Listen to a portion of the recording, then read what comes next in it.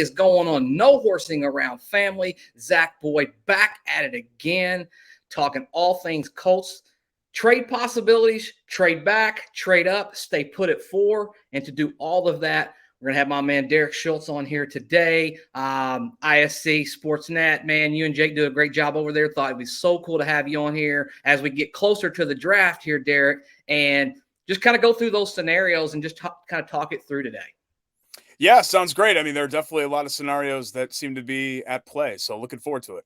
Absolutely. And guys, as always, this podcast is sponsored by WagerWire. You can shop those bets all the way up to the wire. You can trade them. You can place them. You can sell out early, cash in, as well as be looking out for that new app that's going to be out in about a year. So go ahead and go to www.wagerwire.net, www.wagerwire.net. Head over there, get your money in. So let's just start right here, Derek. Let's start with all 3 possibilities. We stay at 4, we trade up to 3, or we trade out.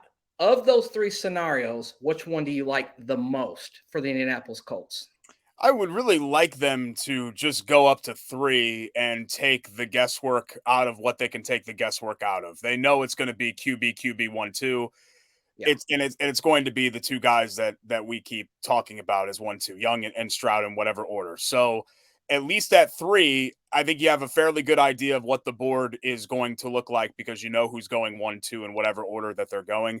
And it shouldn't cost you that much to move up 1 spot. Yes, it's going to cost you something. But I think there's a lot more reward available there than risk when weighing kind of the risk reward of just taking care of business, getting up to 3 and taking some of the other possibilities, like let's say Tennessee trading up to 3 off the table. Yeah, I mean, that would be, in my mind, in my viewpoint, I've always said this. If we were to get traded, somebody would have come up to 3 ahead of us, that would be devastating, right? Like, I mean, that would be the ultimate worst possible case scenario for the Indianapolis Colts, knowing that we had maybe a real possibility of trading up to 1 before Carolina decided to go ahead and dive in and do that. Now we miss out at 3. Now you're sitting there at 4 and you don't even know if you want to take a quarterback, like, or that quarterback, at 4. Maybe you have different thoughts. Let's talk about just trade compensation. What would you feel comfortable with? Hey, we're going to go from 4 to 3. Obviously, it's a pretty, it's an insurance plan, basically. Hey, to make sure no one else comes up there and jumps ahead of you. What do you think is a reasonable trade package? Hey, I'm in on this. And at what point we're going to have to maybe just pass on this trade and just let the draft board fall the way it's going to fall?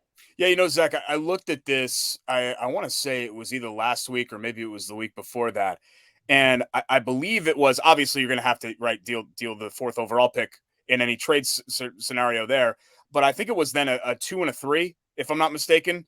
Okay. And look, that's a lot to pay to move up 1 spot, but I would be comfortable doing that. So this year, the 4th overall pick, maybe this year's 2 and then next year's 3, or I don't know, this year's 3, next year's 2, something like that. I think would be the one thing I would be hesitant about is giving up a future first just to move up 1 spot.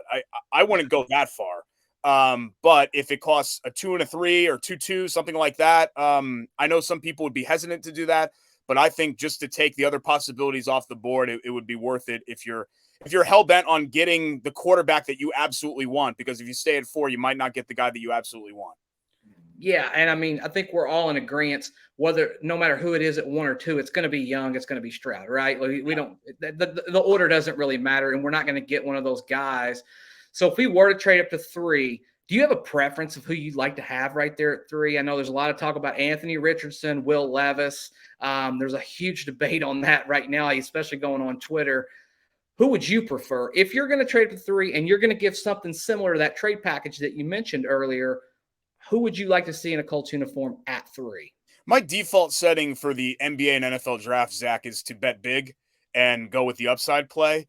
And I think clearly Richardson is the upside play. So I would rather the Colts try to swing and hit a home run than swing and hit a single or hit a double, which I'm a little bit worried that Levis is. Don't get me wrong. I think Levis can be a good pro, but if Richardson hits, to me, I think he'll really hit. And if he doesn't, then you just step into the box and you swing again in a couple of years. It's not the worst thing in the world. What you don't want to do is get into a cycle like the Jets are in, where you're doing it every 3-4 years. Yeah. That's kind of the disastrous scenario there. So to me, because of the elite traits and some of the limitations, like his accuracy and his mechanics, his footwork being teachable, coachable, I would lean towards Richardson. Now, I'm not one of those people that says it's got to be Richardson. It can't be Levis. You can talk me into either one of those guys, but gun to my head, if, like, let's say in our scenario that the Colts trade up to 3, I would think that they would be trading up to 3 to make Richardson the pick. Yeah, I mean, I think Daniel Jeremiah put it out there beautifully. He said, if you're going to go into a convenience store and you're going to buy a lottery ticket, you want the biggest prize that you can possibly get, Mm-hmm. And I love that take, I mean, I think it's so prevalent when we're talking about the Indianapolis Colts. And you got to swing at some point. And we know Chris Ballard's been hesitant in the past to swing. But I would also be in the same camp. I think I'm going to go for Richardson if I'm going to make that move. Otherwise, you just sit there at 4, right? And we'll just kind of pivot into that situation where they are sitting there at 4. Will Levis, I know there's been a little bit of rumblings, and I don't think this would happen, but, you've heard a little bit about Hendon Hooker here recently, kind of moving up draft boards, and the Colts having a top 30 visit with a Hendon Hooker. I think I probably envision Hendon Hooker being a trade back scenario much more than at number 4. But let's just talk a real scenario at 4. Let's just say for all intents and purposes, we do get jumped. Let's say a Tennessee jumps us and they do select a guy with Anthony Richardson. Are you still, Derek, going to take Will Levis at 4? Or are you saying now we missed out on our 3 guys and now we have to make a move to kind of reevaluate this draft as we go? I mean, at that point, if Richardson's your guy and Tennessee gets in front of you to get Richardson, then at that point, I think you have to just pick up the phone and call Baltimore and be like, look, what's it going to take? Yeah. I think that's the backup plan. Not just, oh, well, he's the 4th guy and yeah, we sort of like him, so let's take that guy. I think Lamar is the backup plan and trying to do that. I guess when you talk about Zach, this situation and not taking a swing, I agree with you that the Colts can't just keep kicking the can down the road. Like, it can't be Minshew and Hooker. To me, just it's a half measure. It doesn't address the problem. It's bunting to get on base. It's not taking a swing.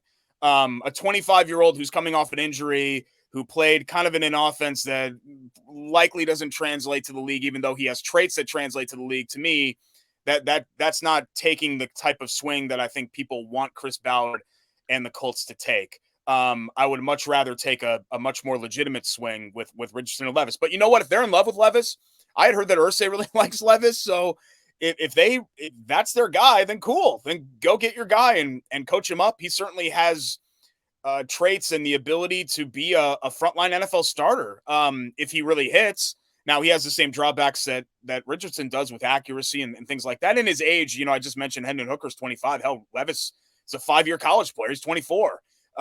So he's up there as an older prospect too. But your situation, if you're asking me what I would do in that hypothetical, and if somebody came up and got Richardson and then I was left with just Levis, my first phone call would be to Baltimore to see if we can't make that happen, because maybe all it takes is the 4th pick instead of 2 number 1s to get that deal done. I don't know. I don't know.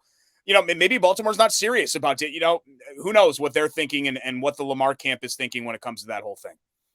Yeah, I worry a little bit, Derek, that we're going to kind of get in that situation if that were to transpire. Yeah, I'm a big Pacers fan as well, and we all know what happened with that DeAndre Ayton, contract last year. We signed him, and then he was a Pacer, but then you woke up the next day and he was not a Pacer. He obviously went back to the Phoenix Suns, and that's a real possibility, right? Like that's probably worst case. You don't get any of your quarterbacks in this draft, and you make an offer for Lamar, and you strike out on that, and they just go ahead and simply say, well, we're going to match it, and that's it. What does that do for Chris Ballard? And I'll just start here. Anybody who's listened to this podcast for the last 2 years knows my feelings with Chris Ballard. I'm not the biggest fan of Chris Ballard and his approach to modern day NFL football.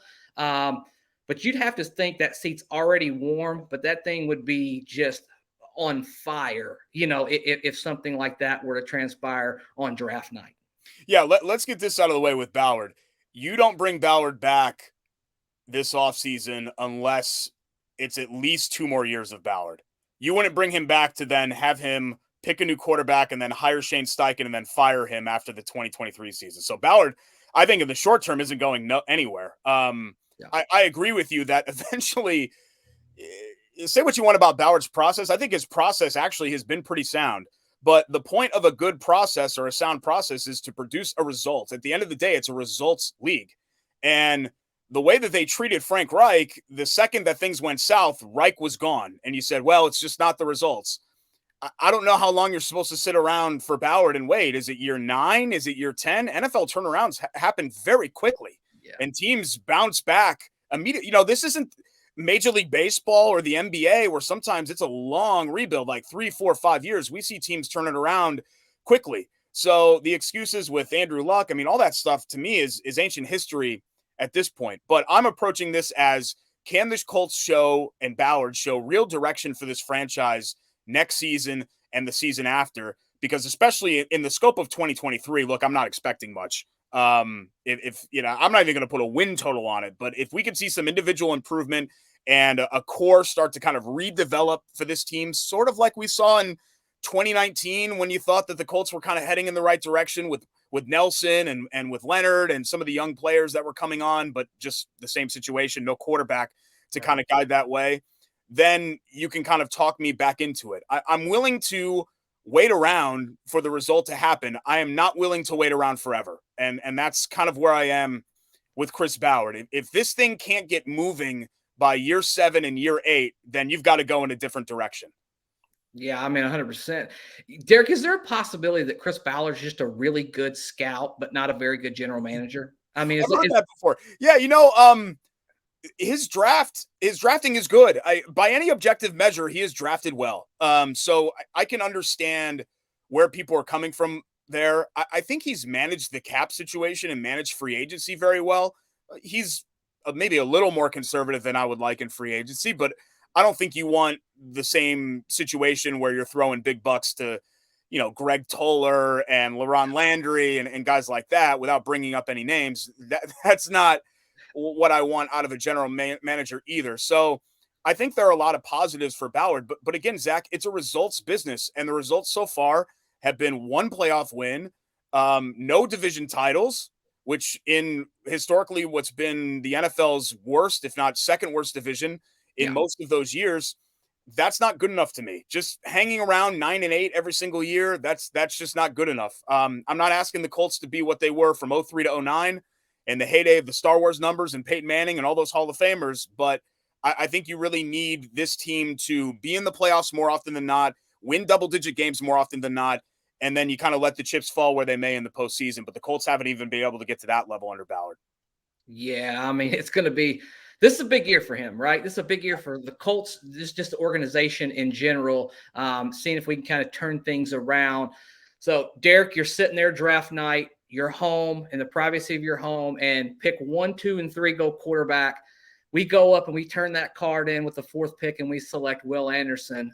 What's Derek's feelings in that moment right then and there? What are you saying to yourself out loud in the privacy of your home?